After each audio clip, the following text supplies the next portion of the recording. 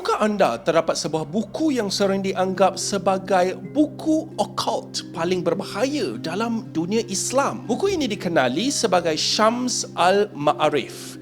Ditulis pada tahun 1200 oleh Ahmad al-Buni. Buku ini mendakwa bahawa huruf-huruf Arab mempunyai kuasa kosmik tersembunyi dan mengandungi ritual untuk mengawal jin, membuat tangkal, malah mempengaruhi kehendak orang lain. Beberapa bab dalam buku ini menerangkan amalan pelik seperti melukis petak nombor sihir, melakukan ritual pada fasa bulan tertentu atau menulis jampi yang kononnya boleh membawa cinta, kuasa dan kekayaan. Namun, dalam Islam, amalan seperti sihir, mengawal jin atau manipulasi kehendak orang lain adalah jelas haram dan dilarang sama sekali. Sebab itu, ramai ulama menasihatkan umat Islam supaya menjauhi buku ini sepenuhnya kerana mencari kuasa melalui sihir boleh membawa kepada syirik dan akibat rohani yang sangat serius.